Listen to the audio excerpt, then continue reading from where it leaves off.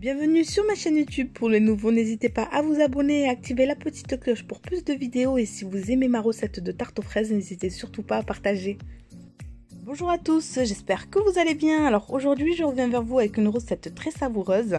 Il s'agit de la tarte fraise. Une tarte aux fraises avec un sablé fondant en bouche et très gourmande. Alors je vous dis, restez avec moi pour suivre les différentes étapes nécessaires pour cette recette.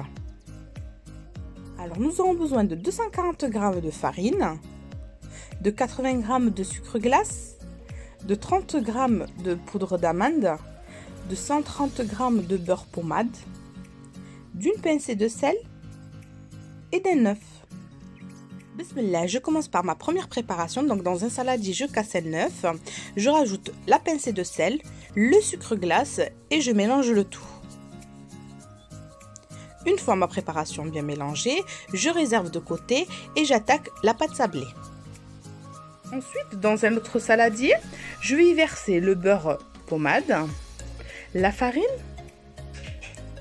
la poudre d'amande et je vais venir mélanger le tout délicatement au bout des doigts. Vraiment juste pour ramasser la pâte, sans la pétrir. Une fois ma préparation bien mélangée, on obtient une pâte friable.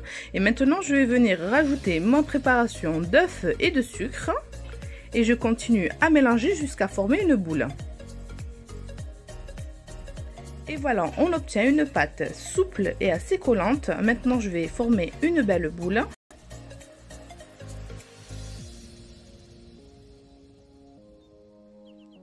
Maintenant, je vais la recouvrir d'un film alimentaire et je vais la placer au frais pendant minimum 15 minutes. Au bout de 15 minutes de repos au réfrigérateur, je vais commencer à travailler ma pâte. Donc, dans un premier temps, je vais beurrer et fariner un moule. Et je vais commencer à travailler ma pâte sous 2 papiers sulfurisés. Donc, on va mettre un papier sulfurisé sur un plan de travail. On y dépose la pâte et on va venir recouvrir ma pâte d'un deuxième papier sulfurisé, comme ceci. Et maintenant, je vais étaler ma pâte à l'aide d'un rouleau pâtissier. Donc, il est très important d'utiliser du papier sulfurisé pour que la pâte ne colle pas sur le plan de travail et sur le rouleau pâtissier. Et je vais travailler ma pâte en longueur vu que mon moule est rectangulaire. Si vous utilisez un moule rond, vous la travaillez en forme de cercle. Et maintenant, je vais retourner délicatement la pâte dans le moule. Si celle-ci se casse, ce n'est pas grave, on viendra combler les trous à l'aide de chutes de pâte. Et je vais appuyer légèrement pour lui donner la forme du moule. Ensuite, je vais enlever le papier sulfurisé délicatement. Et je vais essayer de travailler ma pâte, comme vous pouvez le voir, pour lui donner vraiment la forme du moule, sans trop appuyer. Je viens de finir mon fond de tarte. Maintenant, je vais récupérer les chutes de pâte. Alors, il est très important, si vous avez des trous dans la pâte, n'hésitez pas à utiliser les chutes de pâte pour combler vos trous. Moi, maintenant, je vais essayer de former des mini tartelettes avec les chutes de pâte. Donc, je vais les mettre en boule et les mettre au frais en attendant. Et maintenant, je vais venir former des petits trous à l'aide d'une fourchette au fond et sur les côtés de ma tarte.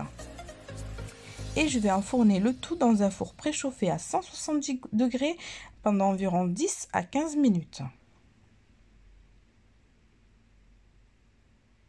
On passe à la crème pâtissière. Je ne vous ai pas montré la recette vu que je vous l'avais déjà proposée en vidéo sur ma chaîne YouTube. Une crème pâtissière très simple à réaliser.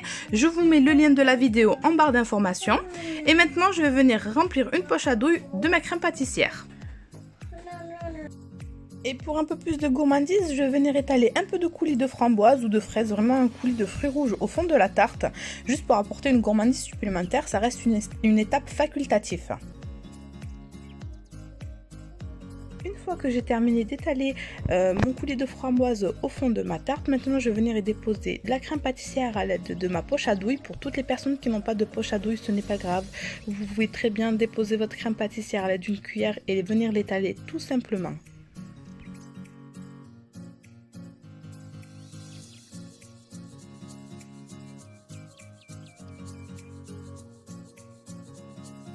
Et il ne me reste plus qu'à décorer ma tarte de fraises. Donc aujourd'hui j'ai décidé de faire une tarte aux fraises, mais vous pouvez très bien utiliser la même recette de pâte et de crème pâtissière pour réaliser vos différentes tartes de fruits.